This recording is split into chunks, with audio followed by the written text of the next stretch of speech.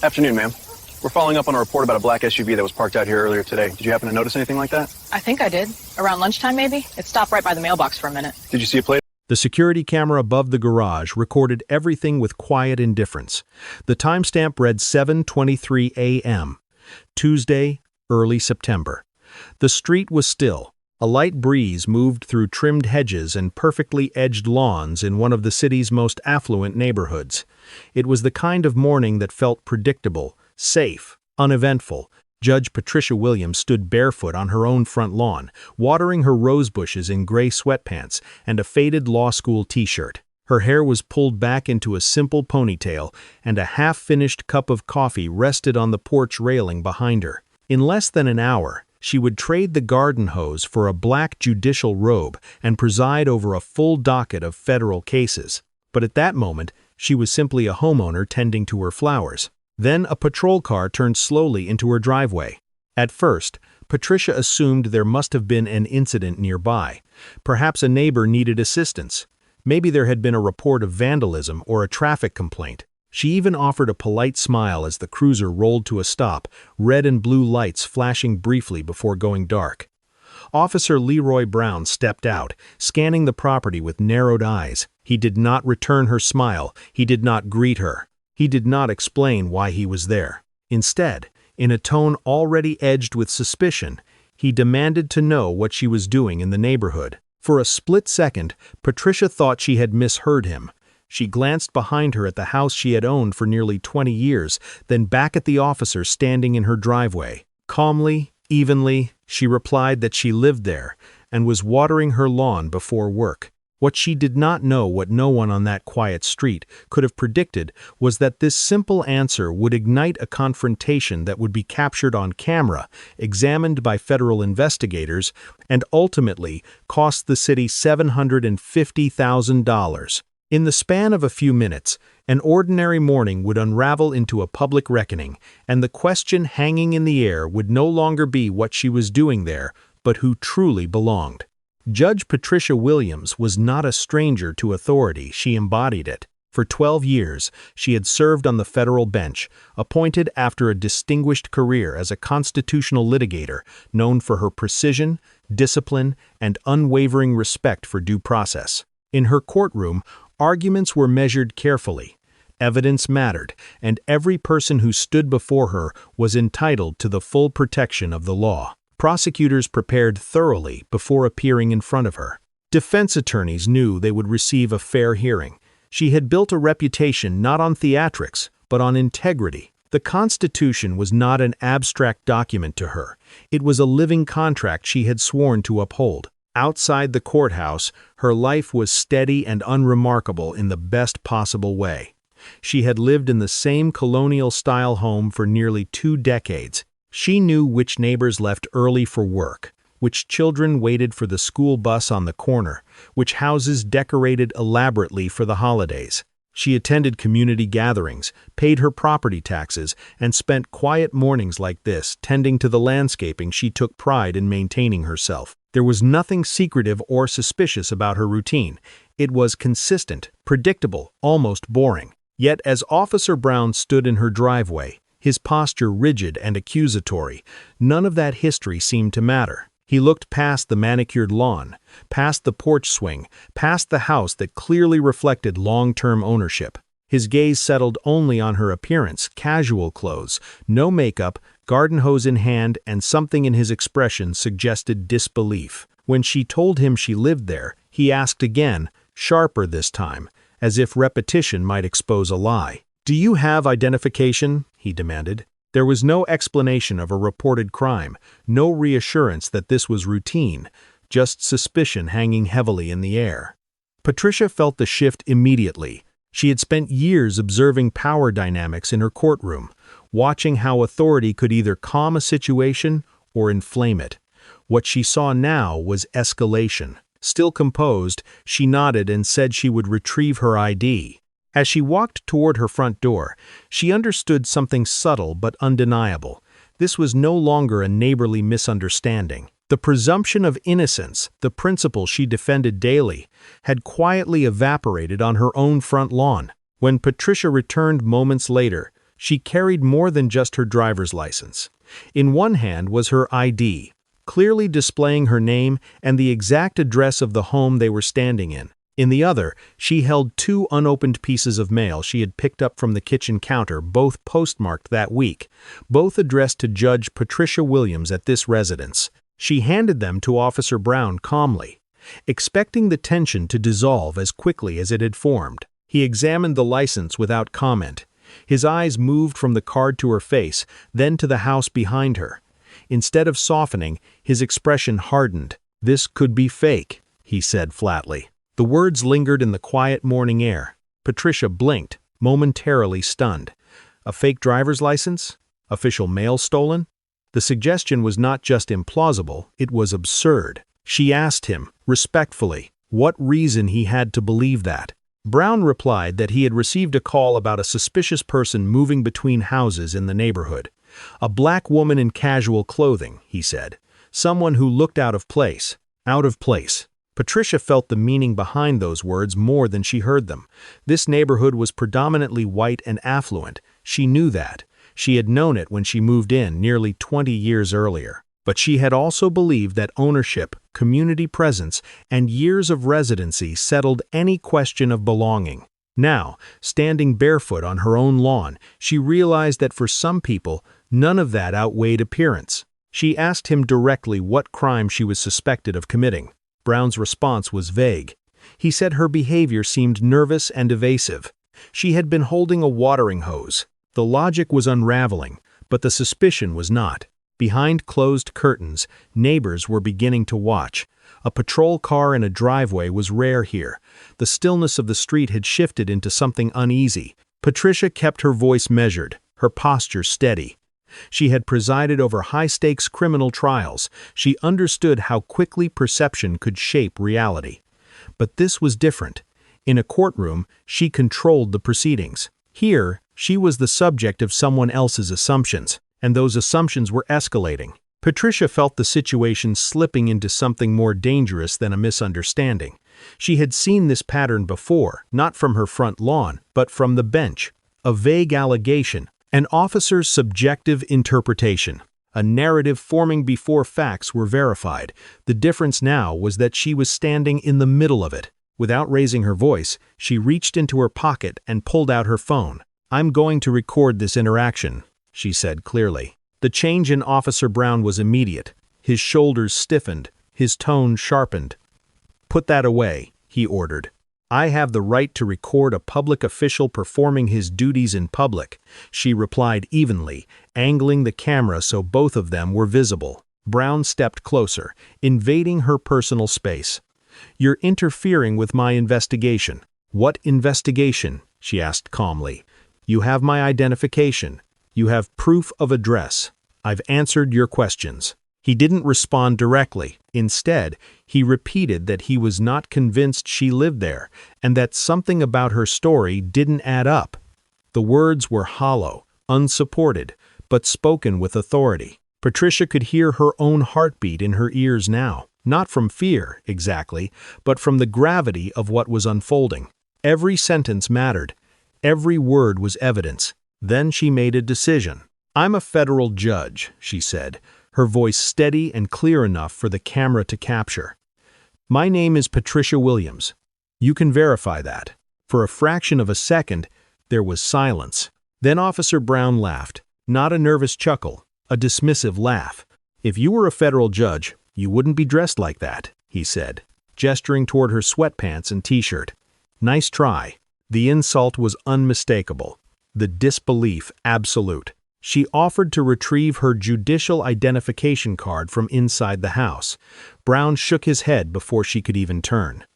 "Those can be fake too." It was becoming clear that no document, no witness, no credential would satisfy him. The issue was no longer verification. It was perception, and in his perception, she did not fit the role she claimed. The camera in her hand captured every word, every shift in tone, every escalation. What neither of them fully realized in that moment was that this small device, held steadily at chest height, was about to become the most important witness in a case that would ripple far beyond this driveway. Officer Brown stepped back and reached for his radio, his voice clipped and urgent as he requested backup. He reported encountering a suspicious individual who was being uncooperative and making false claims about her identity. Patricia listened carefully to every word he chose. Suspicious, uncooperative, false claims. The narrative was already being shaped, and it bore little resemblance to reality. Within minutes, the quiet street filled with the sound of approaching engines. 2 additional patrol cars turned the corner and pulled up behind Brown's cruiser. Neighbors who had been watching discreetly now stepped fully onto their porches. A simple inquiry had become a scene. Officer Sarah Martinez exited her vehicle first. Her posture was alert but not aggressive. Officer David Chen followed, scanning the situation before speaking. Martinez approached Patricia directly, her tone measured. "Ma'am, can you tell me what's going on?" Patricia, still recording, calmly explained that she had been watering her lawn when Officer Brown arrived and questioned her right to be there. She handed Martinez her driver's license and the mail again. Martinez examined them carefully, taking longer than Brown had. She glanced at the house, at the landscaping, at the address on the ID, and then back at Patricia. Something in her expression suggested she understood immediately that this encounter had gone too far. Meanwhile, Chen pulled Brown aside and asked quietly what probable cause he had. Brown repeated the suspicious caller report but struggled to specify any observable criminal behavior. There had been no attempt to enter a home. No reports of trespassing. No tools. No evasive flight. Just a woman standing in her own yard. The tension on the driveway thickened as more neighbors gathered. Mrs. Henderson, an elderly woman who had lived on the block for decades, walked slowly toward the officers. "She's lived here almost 20 years, she said firmly. "She's a federal judge. You're making a mistake." Brown dismissed her with a wave of his hand. Neighbors can say anything. That dismissal changed the atmosphere. What had felt tense now felt unstable. The camera in Patricia's hand captured the growing crowd, the disagreement among officers, the disbelief on familiar faces. Backup had arrived to support an investigation, but instead, it was beginning to expose one. Officer Martinez stepped a few feet away with Brown, lowering her voice but not enough to escape Patricia's recording. "We have her ID. The address matches. Neighbors confirm. There's no sign of criminal activity," she said firmly. "This needs to end." But Brown's posture remained rigid. His pride had taken control of the situation. Admitting a mistake now would mean acknowledging that he had escalated an encounter without cause in front of witnesses, fellow officers, and a running camera. "She's being evasive," he insisted. "She's interfering by recording and refusing to fully cooperate." Patricia heard every word. "I have complied with every request," she stated clearly for the video. "I provided identification. I answered your questions. I am standing on my own property." Brown turned back toward her, jaw tight. "At this point, I have grounds to arrest you for obstruction and disorderly conduct." A collective gasp rose from the neighbors lining the sidewalk. "On what basis?" Patricia asked calmly, though her pulse had quickened. "What specific action constitutes obstruction?" Brown did not provide a clear answer. Instead, he stepped forward and pulled his handcuffs from his belt. The metallic click echoed louder than it should have in the still morning air. "I am placing you under arrest," he declared. Patricia stood completely still, lifting her free hand slightly so the camera captured everything. "I am not resisting," she said clearly. "You are attempting to arrest me without probable cause. This is a violation of my constitutional rights." Before Brown could grab her arm, Officer Martinez moved between them. "Stop," she ordered sharply. "There is no lawful basis for this arrest." Officer Chen stepped in as well, placing a firm hand on Brown's forearm. "This will end your career," Chen said under his breath, but loud enough for the camera to pick up. For a moment, the driveway became a standoff, not between suspect and officer, but between officers themselves. Brown's breathing was heavy, his grip tense. The humiliation of being challenged in front of bystanders seemed to push him further into defiance. Finally, after several agonizing seconds, Brown lowered the handcuffs but refused to concede entirely. "Fine," he snapped. "I'll issue a citation for disorderly conduct." He scribbled quickly on the pad, his handwriting rushed and careless. When he tore off the paper and handed it to Patricia, she immediately noticed errors, the wrong address, an inaccurate description of the incident, and vague allegations unsupported by facts. She handed it silently to Martinez, who scanned it and exhaled in visible frustration. "This is not legally sufficient," Martinez said. "You can't file this." Brown crumpled the citation in anger and tossed it onto the lawn near Patricia's feet. Without another word, the three officers returned to their vehicles. The engines started. The patrol cars pulled away, leaving behind tire marks on a driveway that had been peaceful less than an hour earlier. Patricia stood in silence, neighbors gathering around her in disbelief. Her hand was steady, but her mind was racing. The camera was still recording. What had just unfolded was more than an overreaction. It was an attempted unlawful arrest in broad daylight, captured from beginning to end, and she knew, with absolute clarity, that this would not end there. When the patrol cars disappeared at the end of the street, the silence that followed felt heavier than the confrontation itself. Neighbors gathered around Patricia, offering reassurance, outrage, even apologies, as if somehow the neighborhood itself had failed her. She thanked them quietly, but her focus had already shifted. Emotion could come later. Right now, this was evidence. She stopped the recording and immediately saved the file under multiple names. Then she walked inside, closed the door, and leaned against it for just a moment. The adrenaline was beginning to settle, replaced by clarity. She had spent her career analyzing facts under pressure. That training now took over instinctively. She moved to her home office and began writing. 7:23 a.m. Officer arrives. Exact wording of initial demand. Statements about fake ID. Dismissal of neighbors. Attempted arrest. Physical contact. Threat of obstruction. She documented tone, posture, sequence, witnesses. Precision mattered. Memory fades. Notes do not. Then, she uploaded the video to multiple cloud storage accounts. She emailed copies to herself and to a trusted personal account unrelated to any court system. Redundancy was protection. She understood better than most how easily digital evidence could be challenged, delayed, or misplaced. Within 30 minutes, she began making calls. First, the city's Internal Affairs Division. She requested to file a formal misconduct complaint, then the State Police Oversight Board. After that, she contacted a colleague, Judge Robert Harrison, briefly explaining what had happened. His response was immediate. "Call the FBI Civil Rights Division." She did. By early afternoon, she had also notified the Department of Justice and the local district attorney's office. She was methodical, deliberate, and unyielding. This would not be resolved with a quiet apology or a closed-door review. What Officer Brown likely viewed as a routine street stop had now entered federal jurisdiction. Later that day, 2 FBI agents arrived at her home. They reviewed the footage carefully, asking clarifying questions but interrupting nothing. They requested names of neighbors present. They asked whether she had felt physically threatened. One agent paused the video at the moment. Brown reached for the handcuffs and looked up slowly. "This may constitute deprivation of rights under color of law," he said. Patricia nodded. She knew the statute well. What she did not yet know was that her case was about to uncover far more than one officer's misconduct. It would expose a pattern, one that had been quietly building for years, and her driveway would become the starting point of something much larger than a single morning confrontation. What the FBI uncovered over the next several days transformed the incident from a single unlawful stop into evidence of something systemic.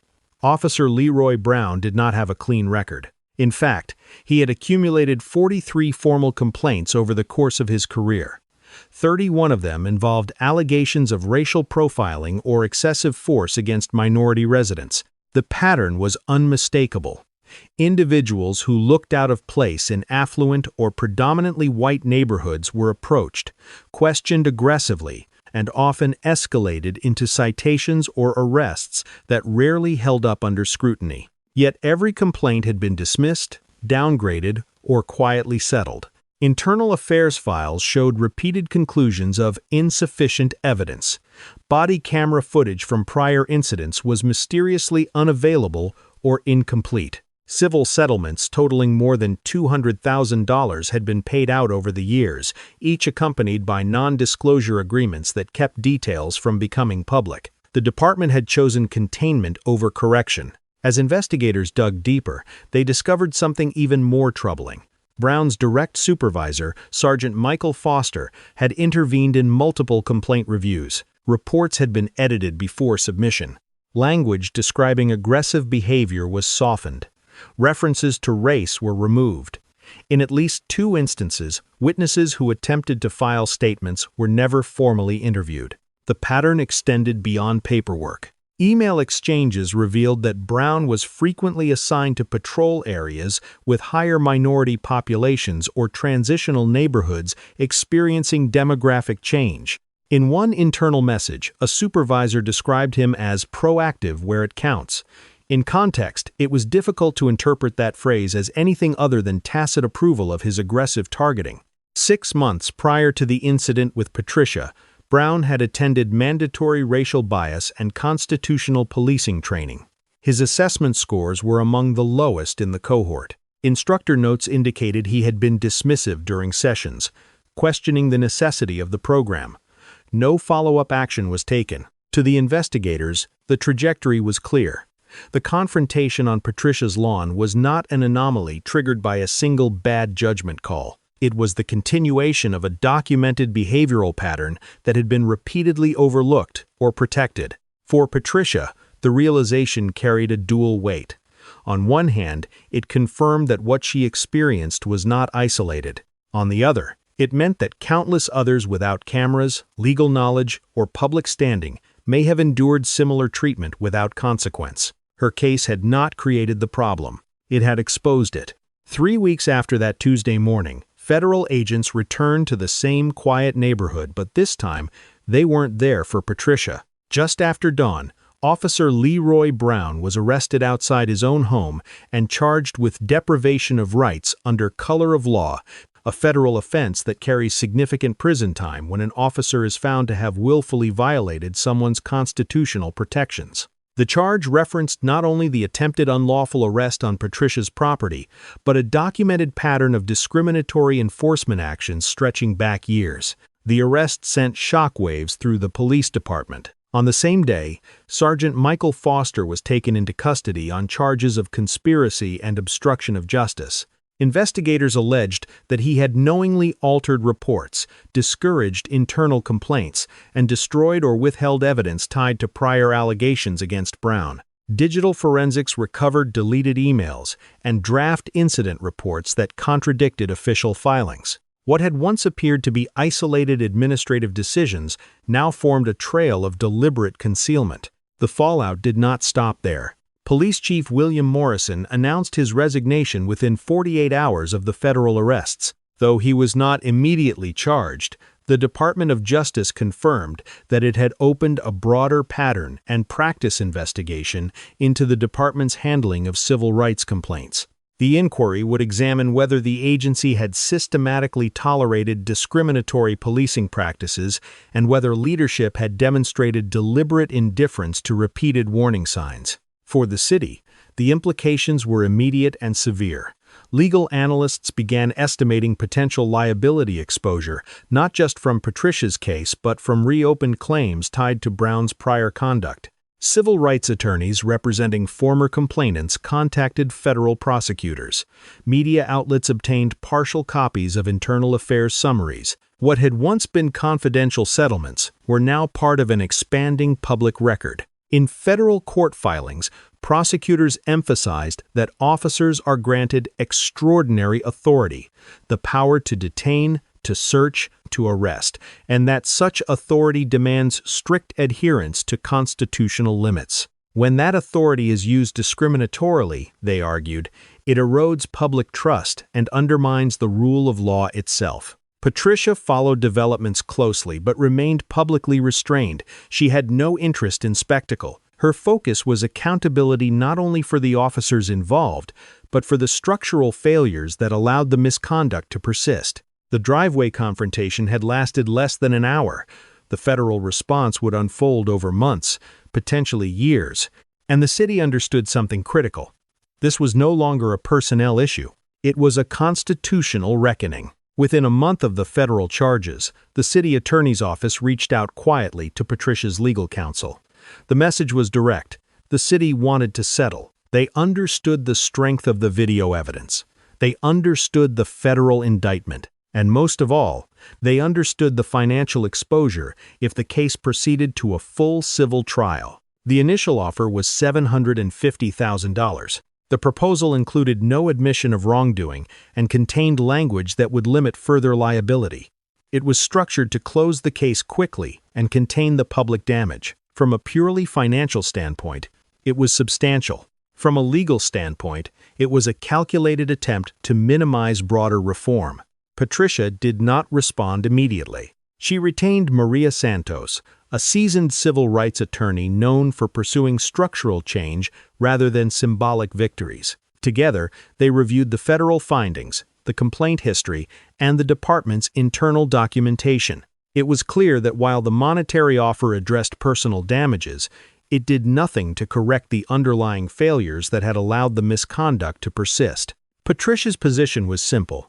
Compensation without reform was incomplete justice. Through her attorney, she countered with demands that extended beyond payment: mandatory body cameras for all patrol officers, a publicly accessible complaint tracking system, independent civilian oversight with subpoena authority, revised bias training with measurable accountability standards, and federal monitoring to ensure compliance. The city resisted at first. Officials argued that reforms were already under review. Budget constraints were cited, policy committees were formed, but the timing was no longer in their control. Local media outlets had begun reporting on the 43 prior complaints. Editorial boards questioned how so many allegations had been dismissed. Former complainants contacted journalists once their non-disclosure agreements were rendered unenforceable by the federal prosecution. What had once been sealed settlements became front-page scrutiny. Public pressure mounted rapidly. City council meetings grew heated. Residents demanded transparency. Taxpayers wanted to know why their money had repeatedly funded confidential settlements rather than corrective action. The financial settlement was no longer the central issue. The credibility of the entire department was. When Patricia appeared before the city council during a public hearing on police accountability, she did not speak as an accuser. She spoke as a jurist. She described the morning in measured detail: the initial demand, the dismissal of identification, the attempt to arrest her without probable cause. But she emphasized something larger than personal humiliation. "I had resources," she said calmly. "I had legal knowledge. I had immediate access to federal authorities. Most citizens do not." Her statement reframed the narrative. The issue was not that a federal judge had been mistreated. The issue was that anyone could be. She explained that constitutional rights are only meaningful when they are applied consistently, regardless of race, status, or neighborhood. She acknowledged that mistakes can occur in policing. What cannot occur, she said, is systemic indifference to repeated warning signs. Other residents spoke that evening.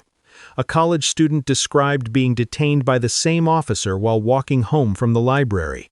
A small business owner recounted how customers had been questioned aggressively outside his storefront. Patterns emerged publicly that had long existed privately. Council members who had previously defended the department began calling for comprehensive reform. Business leaders warned that continued controversy would harm economic development. Community groups organized oversight coalitions.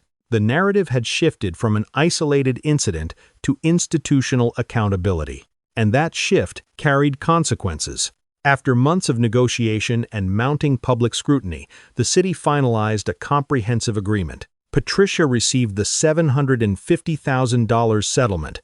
This time, it included no confidentiality clause, shielding systemic findings. More importantly, the city formally adopted the reform measures outlined in her legal demands. Body cameras became mandatory department-wide. An independent civilian review board was established with investigative authority. Complaint data was published quarterly, Federal monitors were appointed to oversee compliance for 3 years. Officer Brown's criminal case proceeded in federal court. Sergeant Foster faced prosecution for conspiracy and obstruction. Internal policy audits led to additional disciplinary actions within supervisory ranks. The department underwent restructuring, including leadership changes and revised oversight procedures. For Patricia, the resolution was not triumphant. It was corrective. She returned to the federal bench with a perspective sharpened by personal experience. Cases involving unlawful stops and excessive force now carried a weight that was no longer abstract. She understood, firsthand, the imbalance that occurs when authority goes unchecked. The lawn eventually grew back where patrol tires had marked it. The roses bloomed again the following spring. From the outside, the neighborhood returned to quiet routine, but the system had been forced to confront itself. What began at 7:23 a.m. on an ordinary Tuesday morning ended in a $750,000 reckoning not simply as compensation for humiliation, but as a catalyst for reform. The price the city paid was financial. The lesson it absorbed was constitutional. And the camera above the garage had recorded the moment when assumption collided with accountability and accountability prevailed.